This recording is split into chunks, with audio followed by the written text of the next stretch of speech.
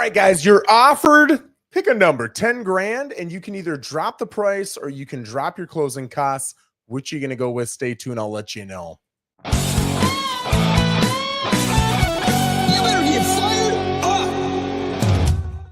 What a fun question. I love that question, right? You're going to be given 5, 10, 20 grand, whatever it is from the seller. You know it's coming, but you have a choice. You can either drop that price or you can reduce your closing costs. One is going to help you in certain situations, and others going to help you in others. And we're going to go through some of those different scenarios, just kind of give you not so much a guide, but more of a way of thinking when it comes to this. Man, I'm going to call it a dilemma, but it's an awesome dilemma, right? So number one, if you are cash, it makes no sense. And I'd love anybody to argue me on this, not because I'm saying I'm right, but because I don't see any reason you would do it any other way. You would take that, let's say 10 grand, and you would drop your price 100%. You've got certain closing costs that are percentage based, and that's going to drop those costs by that amount, right? Now, it's not a ton, but it's going to be a little bit. That's helpful. If you drop closing costs, it doesn't do anything to your price, but if you drop price, it is going to do something to your closing costs for the better. So if I'm a cash buyer and I'm paying all cash plus my closing costs, and I know I'm getting, say, 10 grand off, I'm going to apply that to the price 100% of the time, no questions asked. Now, let's go to a funded deal, right? You've got a conventional FHA or VA loan. Which am I doing? So there's a lot of different scenarios here, but generally speaking, you're choosing between one of two things. You're choosing between reducing your mortgage, right, which is going to reduce your monthly cost, or reducing the amount that comes out of your pocket in cash. So typically, and it depends on the rate, it depends on a lot of different things, but typically 10 grand is going to save you 60, 70 bucks a month in mortgage payment. So let's just say it's a $450,000 home, and the seller comes back and says, hey, with this offer you've given us, we'll give you 10 grand. You can either ask for the closing costs or you can get the house at 440, but you can't have both. You got to pick. I'm going to tell you as your agent, that 10 grand off price is going to drop your mortgage roughly 60, 70 bucks a month forever, which is awesome.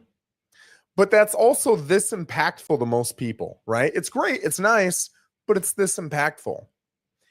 Most people have a little bit more than whatever they're putting down on their house. And by putting down, I don't mean just the down payment. I mean the down payment plus the closing costs. So if they need, let's say 3.5 down on an FHA and another 3.5% in closing costs, that's 7%. 7%. Oh my gosh, I got to do math here. 7% on 450 is 28 plus 35 is $31,500. All right.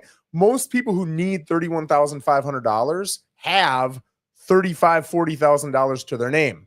So once that 31.5 goes out, they're going to be left with 3 grand, 5 grand, 10 grand, not a lot.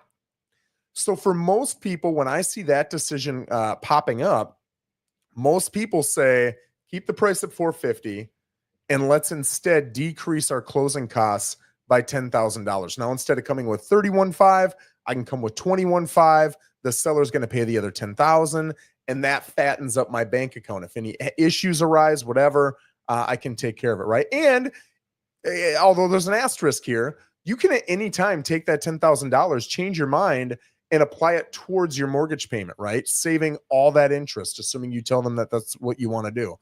However, if you do it after closing, it's not going to reduce your monthly payment. The reason it reduces your monthly payment on day one is because the math done on your loan is based off, in this case, the 440 instead of the 450. Okay, we're dropping the price from 450 to 440. So now, assuming you're putting 3.5% down, I know this is a lot of math, you're going to fund 96.5% of 440 instead of 450, which is roughly $10,000, which is roughly 60, 70 bucks a month.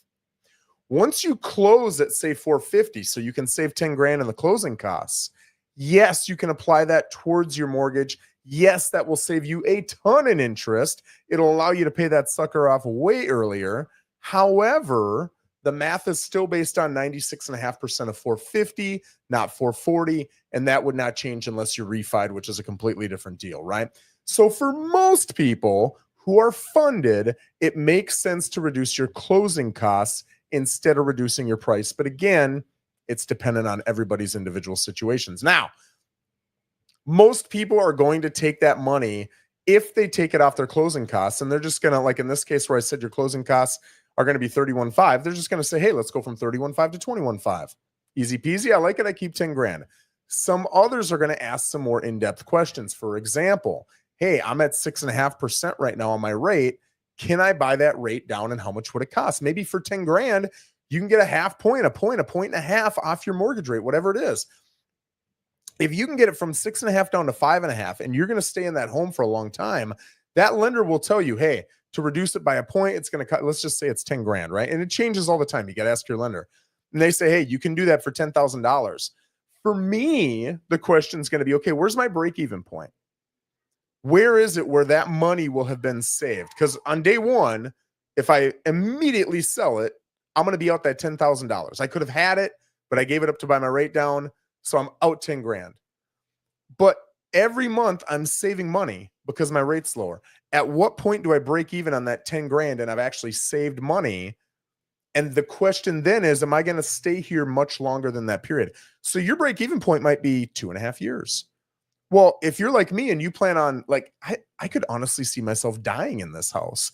I'll certainly be here another 10 years. So for 3 years, absolutely. Let's take that 10 grand. I'm going to pay my 31.5 anyway myself. I'd already planned to do it. We'll keep the price at 450.